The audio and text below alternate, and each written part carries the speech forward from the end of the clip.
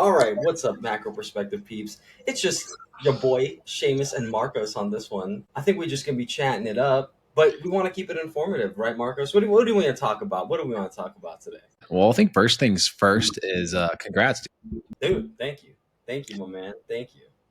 So, for those who may or may not know, Seamus has moved on to a different role. So, he will no longer be my colleague with our, day jobs, if you will, Yeah, which is kind of serendipitous to use your favorite word, right? But I mean, it's a cool thing. I think honestly, like it's always good to kind of see what else is out there. And yeah, so now that you'll be working with Jevity, yeah, so still in the longevity space, but just something a little different, so you can be closer to home and not yeah. spend so much time commuting and put more time and effort into this. Your ass is about to be editing all of our videos. I think this is gonna be different. Well, just to update you guys, thank you guys so much to Marcos. I gotta shout out Marcos. Too. Marcos is like the second person that I met in the company in person, basically, and helped me, grow into my role. He ran the show with me, helped me out in San Fran, and Marcos on 24 hours notice had to cover for me in Beverly Hills from Vegas when I got sick, and then he covered for me at my wedding. Marcos has been there for me back to back, so I appreciate you, Marcos, and also too Synergenics, man. Synergenics has been nothing but amazing this last 4+ years. Seriously, nothing but amazing. I look forward to all the growth that I got from it, and then knowledge of longevity, and then like traveling all over, seeing like multiple locations across the nation. Yeah, I could not trade in that experience for anything. But I'll be honest with you, yes, it will beat the damn traffic. It is about 45 minutes to 90 minutes back and forth, so a total of like 2.5 to 3 hours of driving per day. Yeah. The role I'm going into now with Jevity is similar, and it is remote, so that does give me 3 hours back. That's 15 hours per week, right? To allow me to focus on the big things, which is like this podcast, some family things.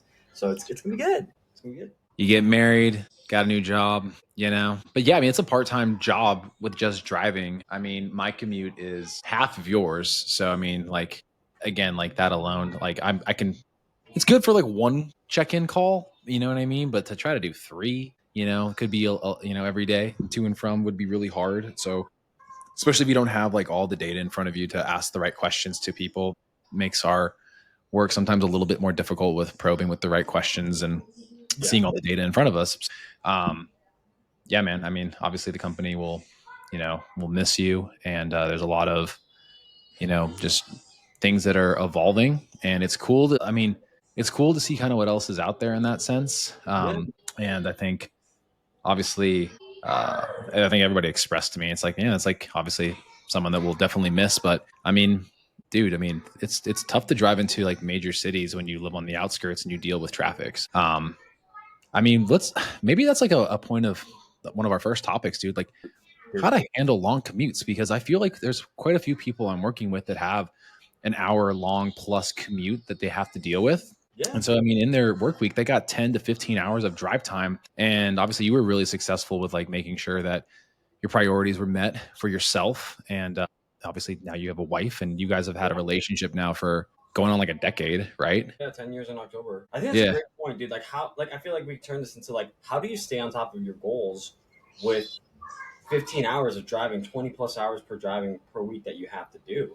I think that's quite important. Dude, I had literally a patient client the other day who does four a day because they lived in like Newport Beach, and a lot of their work is in LA, San Diego. So it's 4 hours in the car every day, plus on top of the work she has to handle. So, that's a lot of sitting. So one of the first things I think about when it comes to transport and like driving and sitting, like, what sitting does to the body that much, that long? It must be insane.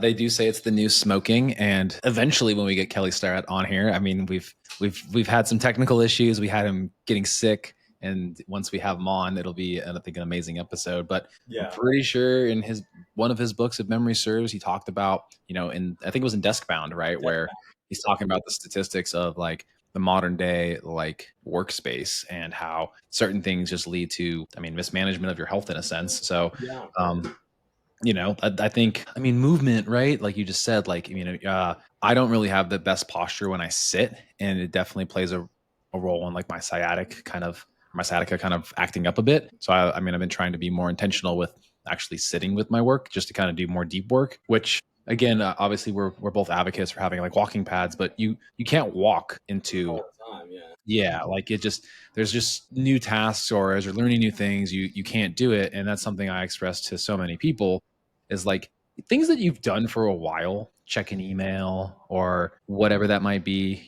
kind of automated tasks of your day to day that haven't been automated fully, right? Like, it's automated for your brain in a sense, but not for like the workspace quite yet. It's a great time to utilize that. So like if I'm sending out our patient paperwork, I can do that with walking, right? But if it's like doing something on the back end with like double checking numbers and figures and removing items from orders and whatnot, I'm still a little new to that, and so I kind of like take a seat and make sure I'm making the right clicks and, not Yeah. messing up. Yeah. So Yeah, there's, yeah. I do the same. Like I'd say emails and updating the back end, you know, call notes, right? Just massaging some things that I have on AI note taking, copy and pasting things. It's easy to walk. I can get an hour in. But I think that's doable for the workplace. Honestly, spoken to so many of my clients and patients of like, hey, how's your work? Can you talk to your boss about getting a standing desk? The standing desk is an easy one for a lot of people. They can get it. Then when I bring in the concept of the walking pad, they're like, oh, I don't know. Does it make noise? Will it bother the people around me? Like, is it going to get in the way? And I experimented. Some people are like, I think it's a little awkward, you know? And then some yeah. people are like, it doesn't bother nobody. So I'm like, I'm walking all day. I'm like, there you go, you know? And I think sometimes it's just you got to invert, you got to fit and mold your environment to your health goals, right? If the constraint is you got to sit 8 hours a day in front of this office thing, you got to mold that environment. Yeah, I think too, for certain individuals, like if I do pull up and do kind of that like energy audit of their movement and their day to day, and it's reflecting 4 to 6K, and that could be a high estimate, right? What are you going to do on the back end of it too, right? Yeah.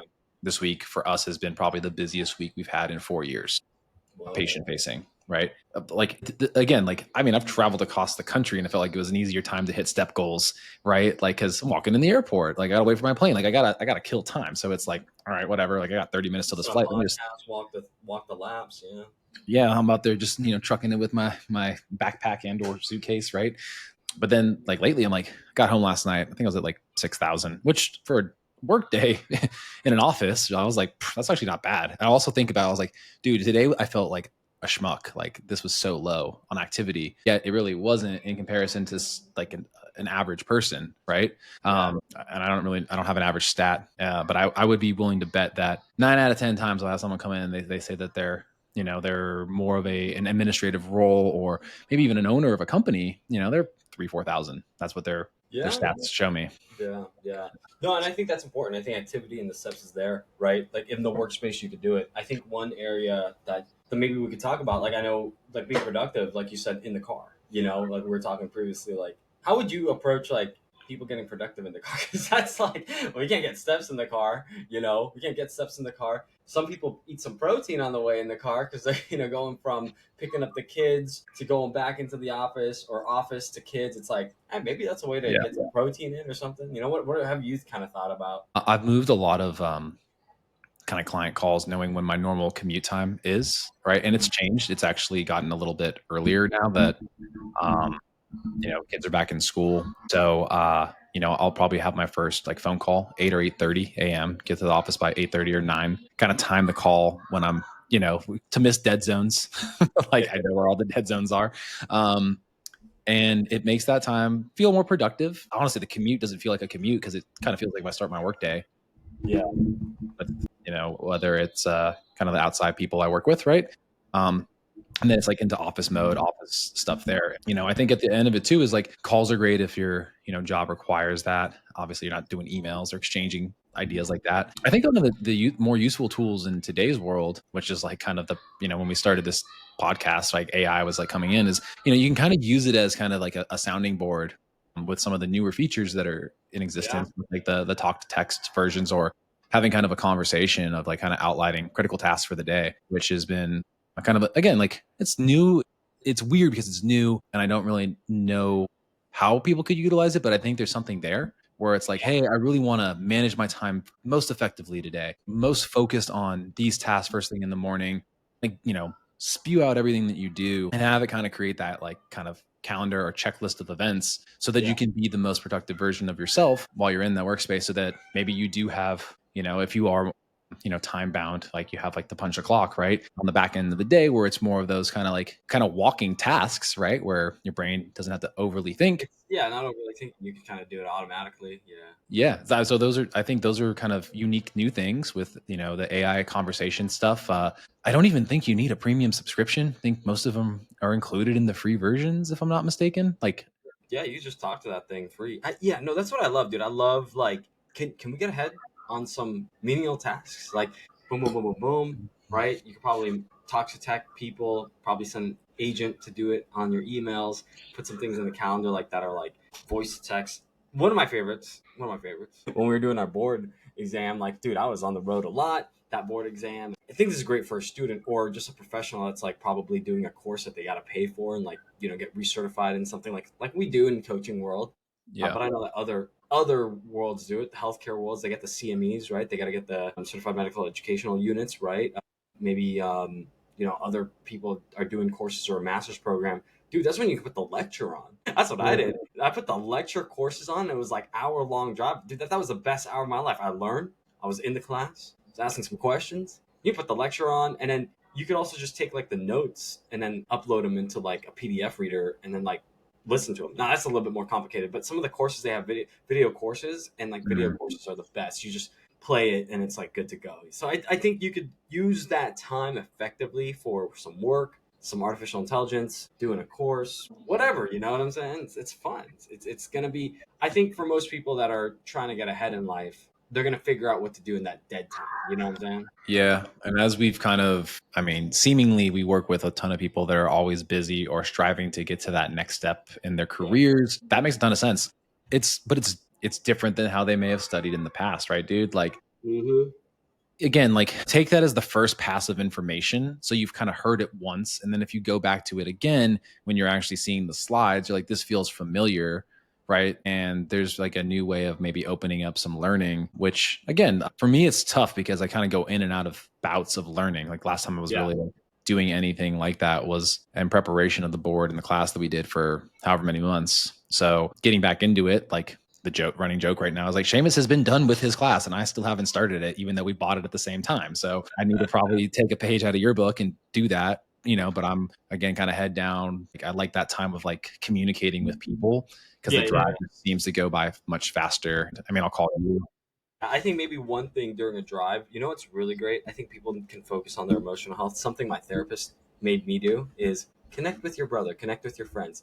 Calling you, it's almost like a therapy session of just like connecting that hour Yeah. drive. You're, "Hey, what's going on today?" Or, "Hey, what Yeah. happened today?" Also, too, like with my brother, dude, we sent each other memes all day, Mhm. and then we round him up at 5 p.m. I'm on the ride back home, and it's like, dude, did you see that meme?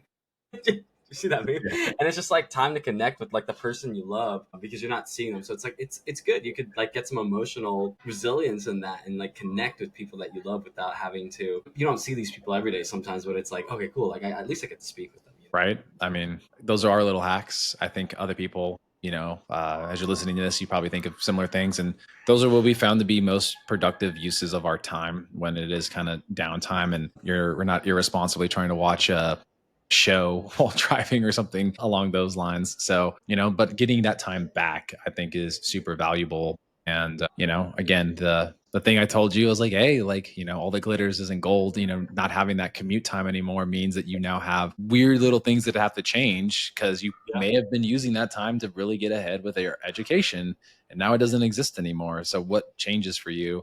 So that's the thing. So okay, let's talk about the offshoot of like, okay, at work, this is how you get organized. On the car rides, this is how you get organized. But what if you work from home remotely? I know there's probably tons and tips and tricks out there. So if you guys know them, please comment them. But I think I do have to figure out new routines now because man, when I work from home, I saw your post today. When I see that fridge, I become a voracious eater. I'm like, the fridge is right there. Like, you know what I'm saying? Like, it's easy to be like, maybe I could have a snack right now in the middle of a deep work session. Or you just get up and you think I'm going to grab that like thing because it's lunchtime, and then you end up putting away the dishes from the night before, or you just end up being like, I didn't really get a hell of a whole lot done. Yeah.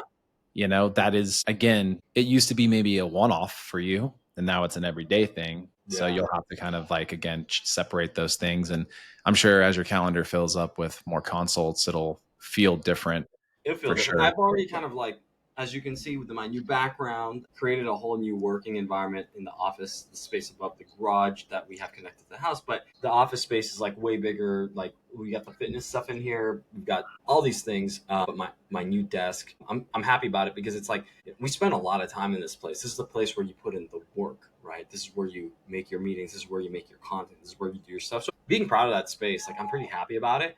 The lucky thing about my office space compared to some other office spaces in other homes, mine is closed off. Like there's a door, you can lock the door, block it. People aren't flowing in and out, so it's just me. So I know that I can have deep work, good calls, keep it private, do this podcast without anyone walking in. And that's not a knock to you, Marcus. I'm just saying it's like I made sure in this environment for me, I'm gonna try to stay in here as best as I can. But dude, I know my space, depending on what happens in the future with the market, maybe there is a move to get a backyard and then use our current house as a potential rental. I mean, not, I shouldn't say for us, right? I'll have my parents basically transfer what is their rental to a place that makes more sense for me and the kids, so we have a little bit of a backyard. And then also that house I mean, if it's still there, it would be great. Yeah, It has like a door, right? Which yeah, again, like doors closed, like don't bother dad, right? Like when deep work things happen, the idea of this really open house, which was really inviting when we first got in there, has definitely changed significantly on what it needs to remote work become. based. Yeah. And now the kids are a little older. Before it was like, keep an eye out for them, kind of peek over and know what's going on. And, now they're getting a touch older, and it's a new thing. So, it really, dude, ever since COVID, it's never really been an ideal work environment. Yeah, And, I was like, oh, this is temporary. This is temporary. I'm not doing all my work here. And then you're like, I do spend a good deal of my time doing my work here. yeah. So like you just said, like making that big shift into like it's a new job, probably needs a new space, right? I gotta ask you because you did more remote work. I mean, I did some remote work, um, but I didn't do it as deep as you, or maybe other people comment. Well, what are your thoughts on like you're in the same place every day? Like, yes, it's in a different office in the house. It's separated by a few walls, but like you're in the same place. How do you like? How did you try to find routines and things that got you out of the house, kept your emotional mental health, got to see people? How did you keep those things consistent? I'm definitely gonna listen to you because I'm like. Like if I'm in the house, I could stay in the house all day. I feel like the thing with COVID, I think the reason why it works so well is because first off, everyone worked from home. When you went off from home, you just watch TV, then your bedroom was right there, and then food could be DoorDash to your house. So it's like you never had to leave your unit. Oh man. I think I have this conversation with people all the time about really auditing your environment, right? So like the energy and environment audits or the conversations you have really helped shape like how I would approach it for myself. So point being, a lot of people that I've worked with over the years, whether it's at Cenogenics or with my private business, you ask that question of like, how long have you worked there? Some people it's brand new. Some people it's years. Yeah, Well, it's decades, right? And so you then think about like, all right, cool, you really want to move ahead and get your composition goals to the next level. And I'm like, you might need to change your layout in your space. And you ask that question, has it changed? And they're like, not in like years. mm, So it's like, okay, well, you might need to shift it up a little bit because it gives like kind of a new energy and vibe. And now it maybe commits to this like kind of new health habit that you're looking to introduce. Same thing with a work habit though, too, right? Like if my desk is always at standing form, I'm more prone to just walk away from the desk, right? So thus here we are both sitting right now, which is usually pretty atypical for us, right? But only so that we'll focus more on what we're trying to do. So, you moved your office around, right? So you already adjusted the environment to seemingly fit what the new role will be, right? You try to replicate an environment that you felt you were super productive with, which was the office at your old job, right? yeah, yeah. And you're Now, like, what would hey, you like I say? felt like how the screens were set up, like it was conducive to the flow and how flow sheets and PDFs would read. And like, I mean, just tilting a monitor a different way, seemingly was like what you were trying to go after, right?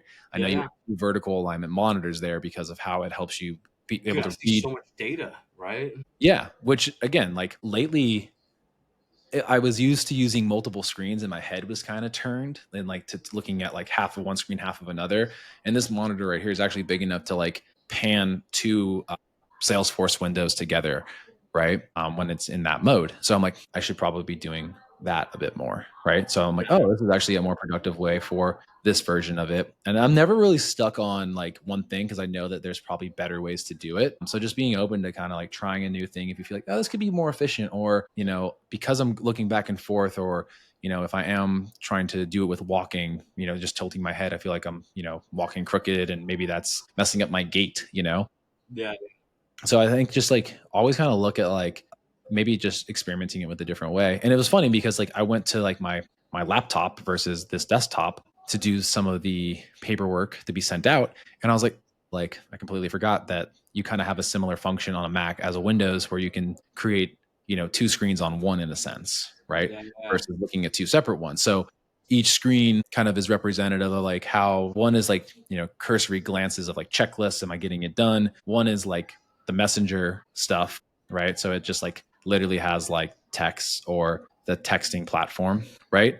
And the other one is like the actual workspace. So the other two have become more of like a different kind of node of information. And this is like the workspace. So, I mean, I don't think I need to like spell people out how to like create the most effective and efficient way. It's going to change per person. But, like, oh yeah, like, I like my 3 monitor setup at home, but I also like the 2 monitor setup at work. But then I'm like, man, if I had a third one at work, would it be better or worse?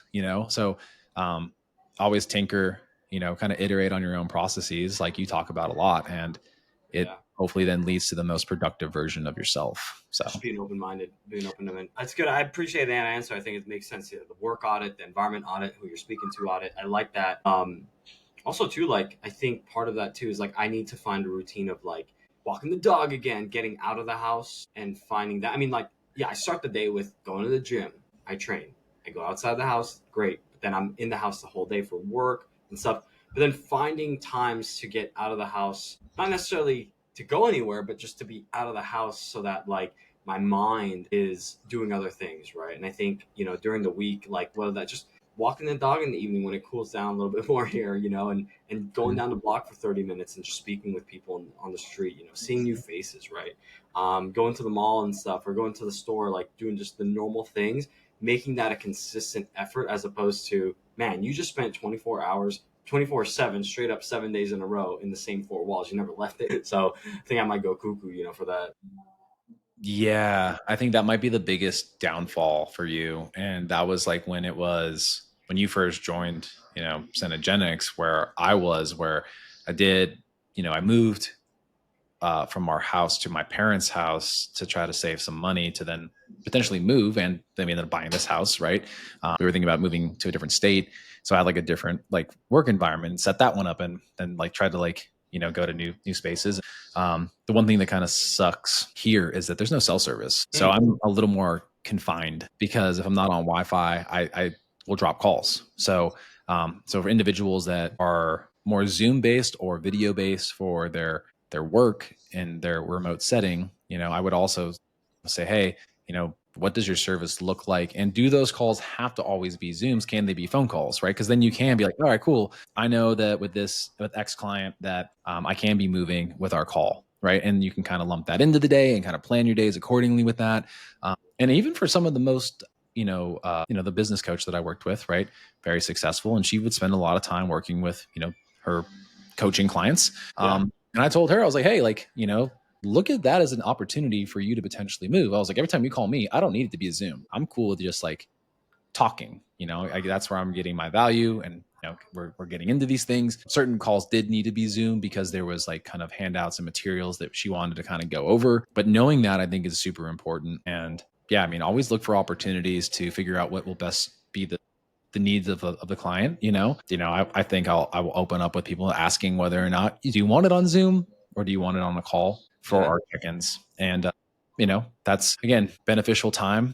It actually maybe opens up more availability for that individual, Yeah. Yeah. right? And yeah, so I mean, take advantage of your walk time. I'll do that, and obviously, I mean, I feel like we're probably beating a dead horse about like the movement piece, but because we know how much of an impact it makes for food flexibility, like Dude, we're all about it. I don't know what it is, but movement, especially with the calls and stuff like that, I just feel like it just brings a different energy. I know like top sales guys that we are coaches for, and they're like, dude, I do my calls walking, and I feel like crushing it. I Yeah. feel the same way whenever I have calls with patients that are not Zoom based, they're just walking. I really feel my juices flowing, for lack of a better term, to help them out. You know what I'm saying? Like the conversation is, man, I'm coming up with great ideas, and they're latching onto these ideas, right? And it's like it just feels so much better, and just the energy, and just in general, like even if I'm listening to something, watching, like I'm going to do a course after this podcast recording, and I'm like, I know I'm going to go for a walk. I'm going to put the treadmill underneath this desk. I'm going to spend an hour walking. Next thing you know, I'm at like 12,000 steps. Call it a day. But I also put in an hour's worth of work on a course. So it's important. I don't know. I will beat the horse dead with the walking. I think walking's underrated. Yeah, I agree. And that was me last night. Like I said, I got home like 6,000 steps, and I'm like, let me get to 8K. I was like, and I got on there. I was like, man, like I really don't even want to do 20 minutes of movement. I actually listened to Alan Aragon's episode with the Diary of a CEO, because I was like, I actually had another client was like, hey, like, they were legit talking about this, like fat loss expert came on this podcast I was listening to, one of my clients, and I was like, oh, we had him on our podcast, and it was like kind of a cool moment to like share that. I was like, he's like, kudos to Seamus landing a big deal, guest for us. Well, we gotta say thank you to him. I mean, he's been a mentor to both of us, Yeah. in a sense. Like, I would honestly say, I'd say a lot of his work across a lot of nutrition coaching professionals, fitness nutrition professionals, has been impacted by him. Got to give a shout out to him for giving us some of his time. So I appreciate that. Yeah, and I think I love the fact that like he's so gracious with his time, because I'm sure it's super valuable, especially seeing what his circuit has looked like here recently. And that's probably him stepping into like his own like new world, right? Which I'm like, damn, Yeah. that's like really cool to watch an evolution of somebody. And I think it's also very meaningful because his arc took like 30 years, Took 30 years. Took you 30 know? years. It just kind of comes to show, like, you know, bringing it back to kind of the conversation, like, 30 years, dude. Probably was driving in the car a lot, doing nutrition consults on the car, probably learning things in the, or at work. But like, it takes 30 years. You could build your health over that arc as you go. It's like it can all come together. It's like an example of just how are you using your time. 30 years is a long time, but it's the day to day, like small little pockets, like you could build up against. He probably had a lot of that. He worked with some of the best. I didn't even know about some of the top tier clients he had after the podcast. I was like, this guy worked with them. These guys crazy. Yeah, and I think you really appreciate people when they aren't name dropping. And I know maybe subtly was kind of doing it now just to kind of show like who he's worked with, especially if you're on a bigger stage, which I'm like, I appreciate like how humble he was, and I also appreciated where there was little things in that episode that he talked about. He's like, yeah, the conventional science, but I still kind of use some like just bro logic. And he's like, just because I do this, I mean, there is no evidence to necessarily support it, and I know better, but it just helps me feel top notch. So Yeah, and I think that's important, right? I think I love it when he came on our platform. You literally asked him, like, what is the hierarchy of evidence? He's like, first off, you should just do what's great for you. Like the first hierarchy is like what feels great for you. Then there's the evidence. So I think that comes to show, like, sometimes you got to listen to your own intuition. yeah, and then well, I did the cardinal sin after I finished the episode, and I went and looked at some of the comments on there because like, oh, it's getting a lot of attention for like a day. It's a days old. Yeah. And then some people were like kind of giving him flack, like, oh, he kind of like, for lack of a better term, they're like, oh, he kind of mansplained a PCOS thing. And I was like, well, no, he gave context and moved to an actual like kind of anecdote that he is more familiar with and how it might have similarities. But he also didn't claim to be a PCOS expert. He was just talking about like the literature, and he doesn't necessarily coach a ton of PCOS people. Yeah. Yeah. So No. I'm like, oh, the average listener and what they were getting out of it at times, and like kind of like bashing things like, well, you're missing the point of the whole episode. It wasn't Yeah. supposed to be a masterclass on how to handle a particular medical issue, but more so bringing awareness to a lot of the things that people don't necessarily do really well based off of, his more so like 20 years of like the nutritional focus stuff, because he said early on where the first decade was more personal training led. Right. Yeah. So, I mean, Yeah. And that's also bro at that time. It was like the bro science kind of like influence. But it's also like when you listen to his stuff, and I've listened to his stuff for a long time. We've had him on. He does a really great job of explaining deeply what the evidence says, but it just seems so practical. Like it just seems so down the middle that it actually just seems like it just in our day and age, because it just seems so right down the middle that most people are like missing the message. Like I think people are missing the message because he didn't bash anything. He started out like, for example, Steve Bartlett was like, "What do you think about fasting? What do you think about carnivore? What do you think about vegetarian, keto?" He's like, "Those are all great options." No, he literally answered it with a positive, and then gave you an anecdote on the research against the plethora of research against it, and then gave you pros and cons of both. He never quite gave a stance that said, "Don't do it" or "Do it." He always gave you, if it works for you, this is how you do it. And I think that's a true expert. A true expert speaks in, if it's working for you, go ahead, continue, just understand the nuances and pitfalls where it may lie. And it's a nuanced answer, because he didn't give a short answer in that pod at all. No, yeah, it was very unbiased and like pointing towards what all the things say. And he also mentioned that the shortcomings of studies a lot of the time is the duration to truly understand things. And a lot of Yeah. the literature that we use in studies are maybe from, rats and rodent studies. And it was weird because that also brought up like some points of questioning I had in talking with my doctor. Mm-hmm. About like um, dosages of sloop, for example. For those who are Yeah. unaware, sloop SLUPP 332 is an exercise mimetic peptide.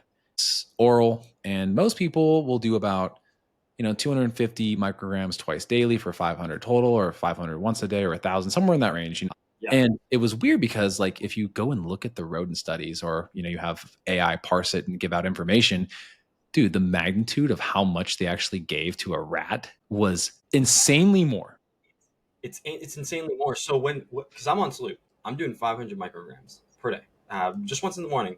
It's good. It's working great. I'm feeling the effects of leanness. Primarily, the leanness stuff I think is just consistency on being more consistent on training and eating. But because the cardio stuff is the stuff I'm feeling. I feel like when I feel a burn in my legs, for example, through like bike riding or running, most of the time I would veer away from that burn. But for some reason, I feel like the burn is fueling me. Like, I don't know, like, I'm like metabolizing it. And I'm like, oh, I like this. And my heart feels good. My lung feels good. 40-minute to 75-minute conditioning sessions don't feel crazy. I'm like, I can do this all day. I like it, and I can endure. And I think that it did for me. It made a switch. But if you look at the conversions, Yes. technically, like we could be having like I think 3 grams to 5 grams or even more, and we'll still be safe.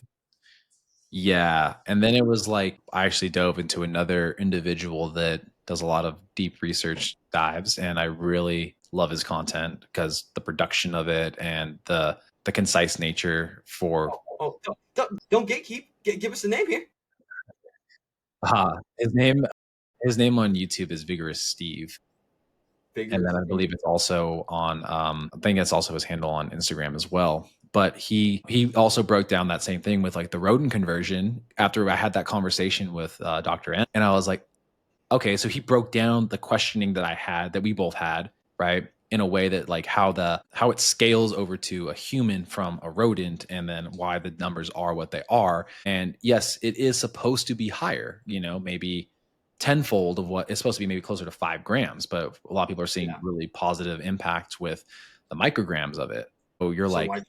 why, like, and he's like, so while the literature or the conversion might say this, like anecdotally, a lot of people see a lot of benefit happening at that 500 micrograms per day. And then also kind of based on the like weight range to like get started, it's somewhere between like 300 and 800 micrograms a day. And I was like, dude, the amount of conversion and science that has to happen for those people to then come with like, this is where a good kind of starting protocol is like really astounding. And I think a lot of people that Yeah. maybe like have a cursory look at research reviews or conclusions of like certain things based on the data and the literature, it's very confusing. And I think to have more people trying to show you why that is the case, and then also maybe start lower because you can get a pretty profound benefit and then also not break the bank. Because like he's like, yeah, like you could do that, but also think about the cost. Like I think for Sloop it ends up being like roughly $8 a day to use it, if you're getting it from a pharmacy, compounding pharmacy, and you're not getting off of like a gray area market area. And I was Yeah. like, yeah, imagine you're now spending $80 a day for a product to get it to that 5 grams per day versus the 500 micrograms that Seamus mentioned using, right? It just doesn't make sense. But obviously, It's all trade-offs, it's cost time, it's like, maybe, for me, I'm relatively lean. I'm trying out something for 12 weeks. Well, the cost wasn't there for me because I got a comped, but for someone, trying out for 12 weeks, if they're already good. And also the concept with Sloop too is, if from my understanding from like Jay Campbell and like some of the leaders in this space is, if you're big, you can use it, but you're probably not going to get the benefits if your habits aren't dialed in.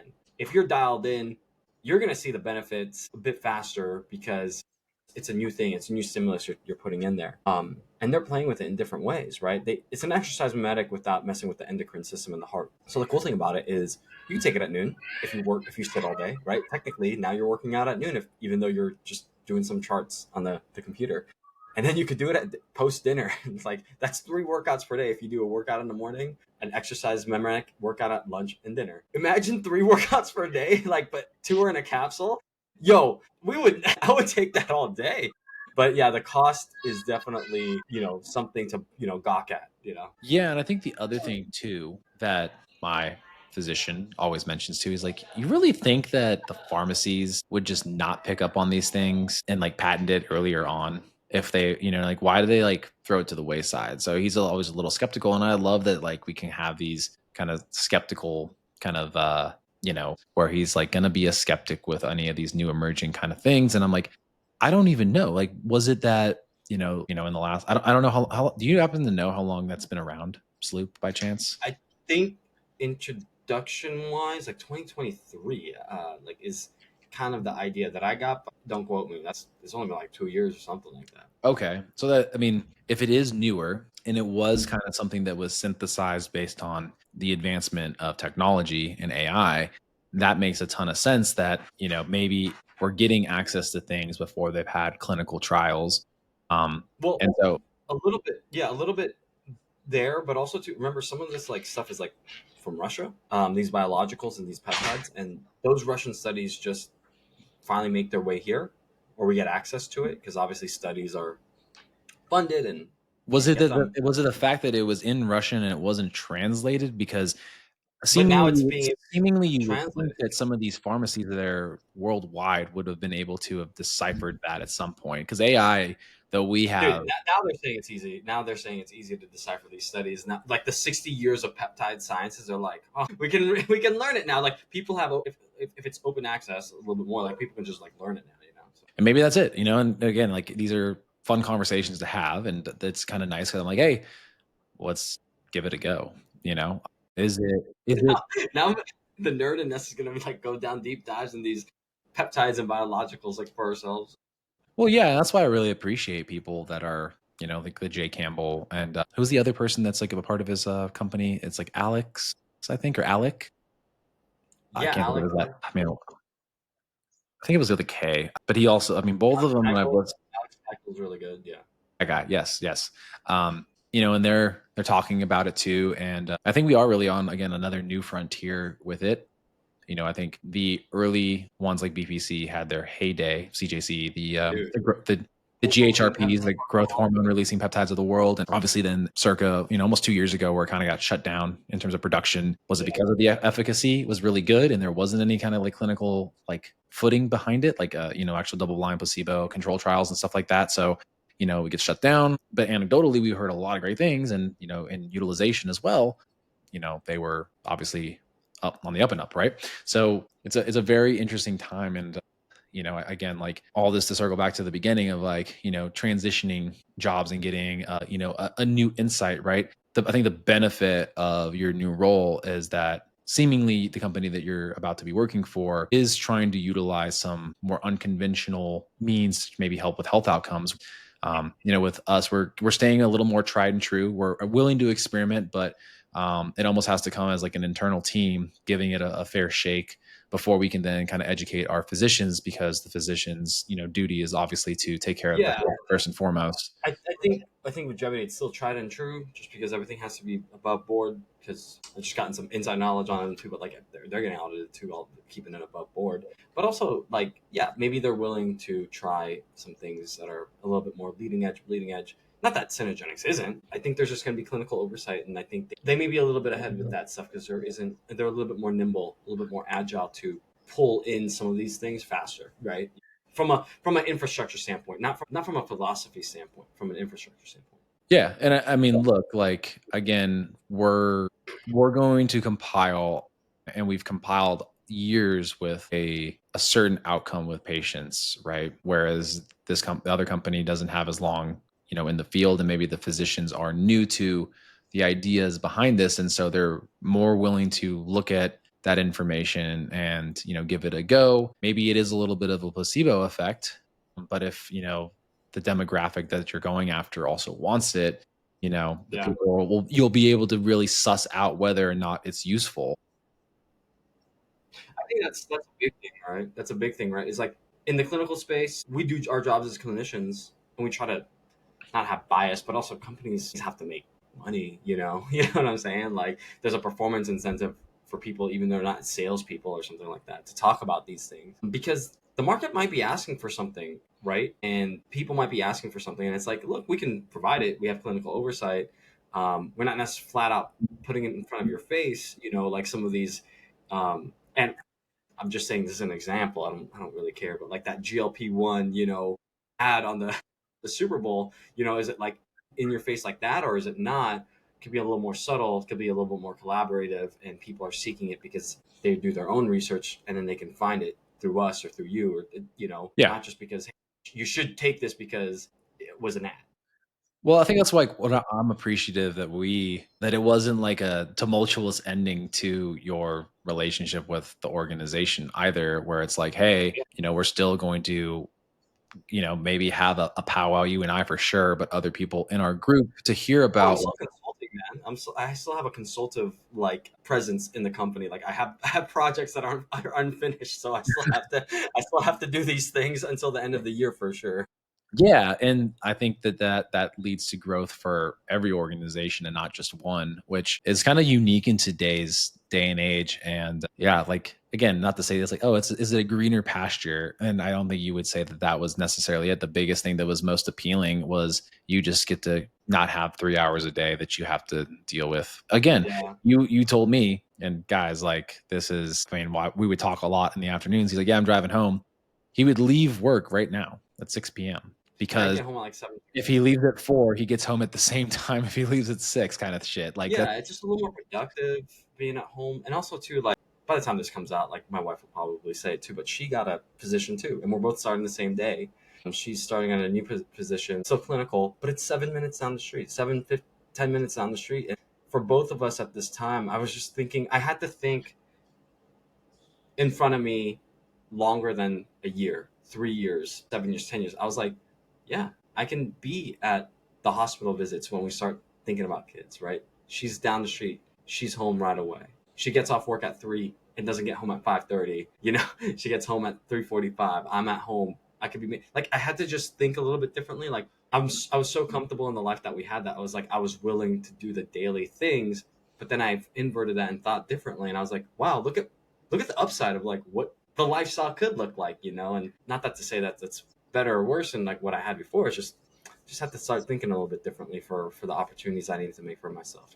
Yeah. I mean, and again, I think having coached many people that have gone through your exact transition, where it's like we're working with them, they get their health in order, they're feeling good, right? They're more productive at work. And then another opportunity arises. And then it's like this massive shift, and they kind of lose sight of focusing on themselves for a while because they got this new role. Yeah. And I mean, I can't tell you how many people I've lost over the years because of a job change, because they like were killing it for themselves. And then they were like, you know what? I feel more confident. And they like came across something and like, I just threw my name out in the hat, and boom, next thing you know, it happened. Only to then realize like, the reason why we're talking about these like core facets of the inevitable change. I think now more than ever, people tend to change jobs every 2 to 3 years. So you beat the average, Seamus. You were there for 4.5, right? I've been here for six and a Yes. half.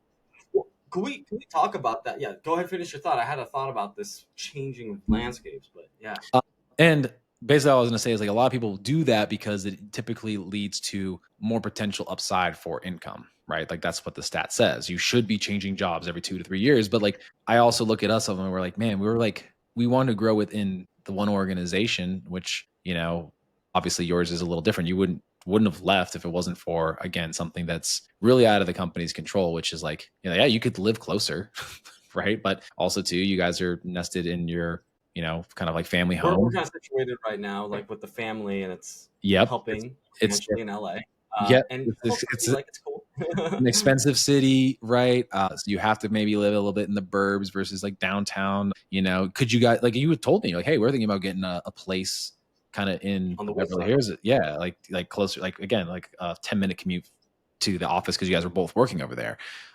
Only for this to then happen. And again, like after going to your wedding, big old Filipino wedding with a bunch of family things, obviously I completely understand that like the family rooted ties matter a hell of a lot more than what the actual potential of the income earnings would be. So yeah, but anyway, I said that, and it basically you said that you started thinking because the job transition, just to cue you up. Yeah. We'll circle back, but like to do the job transition, like the thought about that is like, yeah, dude, like people move those positions constantly now, like they're chasing their goals. But part of health is not just that financial aspect. You gotta pro and con the time aspect too. You'll never get time back. The reason I did this was I could get 15 hours back per week. But what does that 15 hours afford me? Well, first off, the podcast is going to be growing, guys. Like we got goals here, okay? So don't don't think we're going anywhere. Marcos and I have committed to this.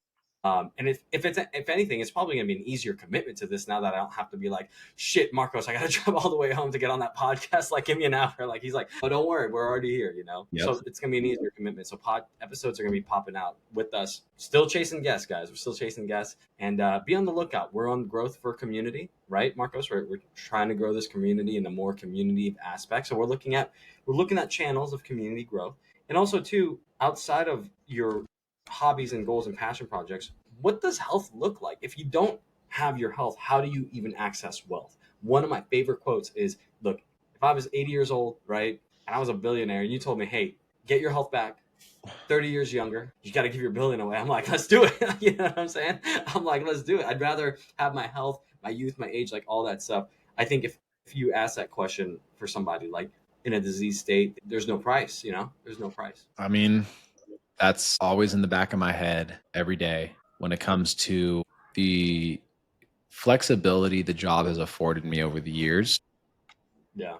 Yes, I do. Like I chose to go back and do things in the office minimum 3 days a week because I knew for me that, the I could become more introverted than I need to be. So like that, like kind of forced extroversion is really helpful, especially with like my team. I value it. I think that like we kind of meld together to hopefully come up with the next iteration for the organization, hopefully in a way that like makes the most sense so that people that come in understand what it is to be dealing with a concierge age management group, right? We do a lot of stuff that is we're willing to test, and that's why I love the team with me, Tiffany, and Dr. Matari. Like, and I know that's like for you, it was like you, True, and Dr. Martin, right? You had these other things you were trying to also like kind of grow into. And again, like if something came up and it was like, hey, you can make the same, you got to do it all from home. It's a very similar role in a sense. I would greatly question what I would want to do with the two, But I think the biggest driving force is that like the drive isn't so inconvenient like yours. That like Yeah. like it would take a lot, for me Pull to you out. pull away from it because I feel like the people that you surround yourself like that, like that work community really is your wealth in a sense, right? Yeah. So find ways. Community is powerful. Yeah, and that's like obviously what we've talked about here too. Is like, hey, we've never really sold anything. Still don't really think we have enough people on a bandwagon to do that yet. But the ideas behind like, hey, we've realized that we've amassed a little bit of a following, and hopefully maybe we can actually get more communications with people. I mean, let's face it, people are maybe a little bit more afraid to like post a comment on a video or on the YouTube channel or wherever because there's a level of judgment, right? So if we almost create like a community that's kind of a safe space of people that are jiving with our ideas, and it's like, hey, like we want to know like who should we even go track down? Right now we're Yeah, like, like what do you guys want to listen to, right? Like, or what do you want to talk about? Like, we're health coaches. That's what we do. That's what we do. So we could do that in the community, right? That's like one offering we could do. But outside of that, it's like, what other topics do you guys want to talk about, right? Like, who yeah. do you want us to reach? Like, what, dude? I'll try, man. I feel like if they got Instagram, I'll message them.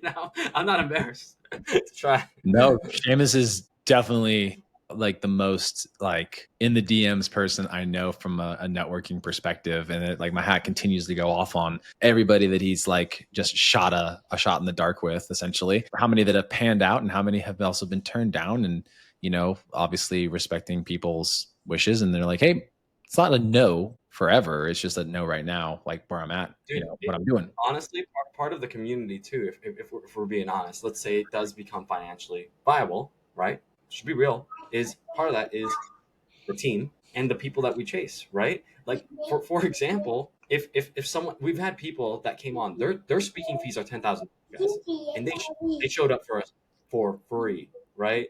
They showed up for free for the community, for us. Imagine the people start seeing the brand, the macro perspective get bigger, and it's just commonplace. Every time you talk to someone, the speaking fee is always the thing. So it's probably going to get to that. So like if it's money, it's money is just a not yet thing. Like we will get that person on. We just need to get some funding. Like it really is that. Like I will figure it out. Yeah.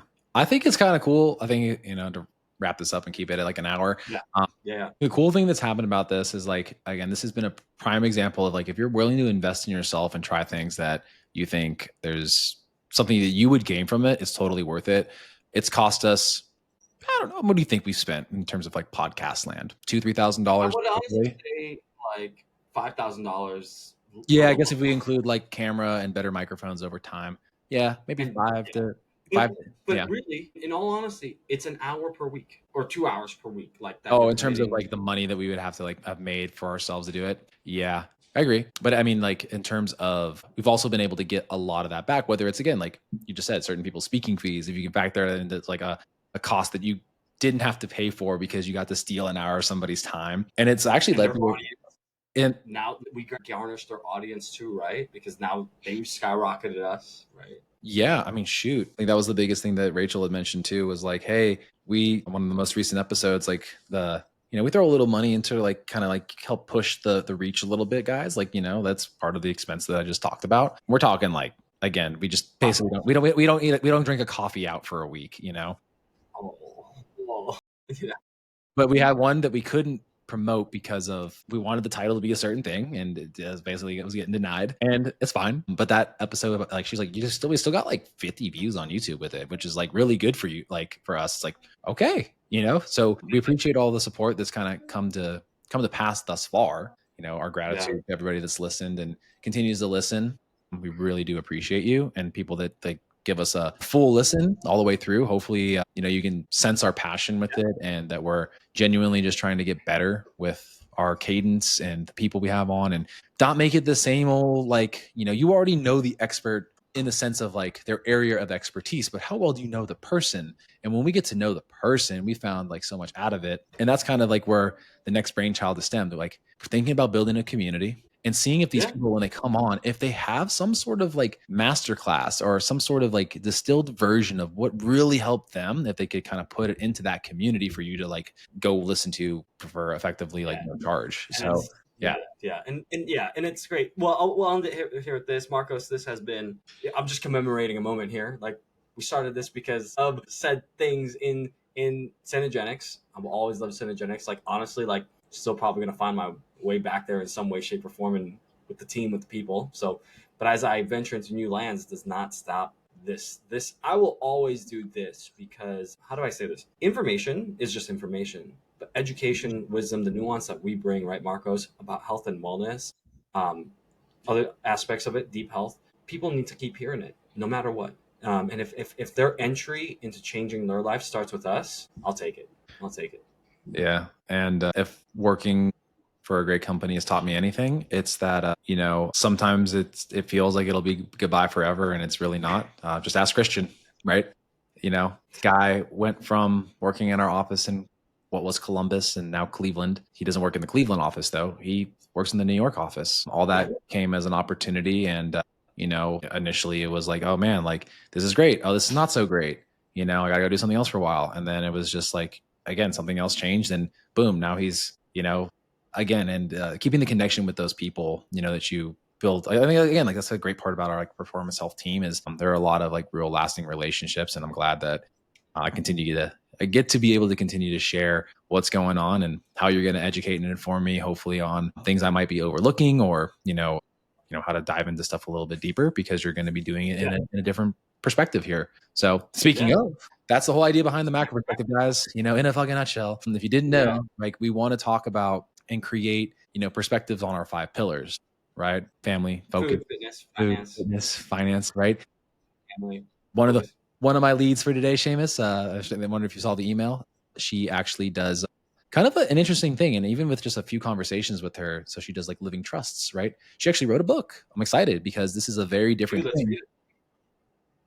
She expressed interest to come on, which I'm like, all right, cool. She's like, I think she got to like a bestseller list or whatever it was. So we'll be able to like pick her brain about that. But it's also in an area that a lot of people might find maybe a little morbid because how many times are you really thinking about death? Dude, I'll be honest with you. Well, I think about it daily because I have my thing. But truly to think about it, like as a true, like, what is my process? What am I leaving my family? Shit, like, who takes care of your kids after you go? How do they access the money and finances? And how would you want them to potentially be raised by someone that isn't you, but by you at the same time? And a lot of those questions that she had on her like questionnaire made me think, I was like, man, I was actually really happy that she reached out. So again, our idea is to bring these ideas together and hopefully lead you down a path to this, like seek those things out, because we know that while our audience probably is, mid 20s to, late 40s, right? Those are a lot of years with a lot of pivotal decisions that get set in place. And if you think about them early enough, as we're both learning, as we have people on, you can set yourself up really nicely. So, like, again, that's like the finance sector,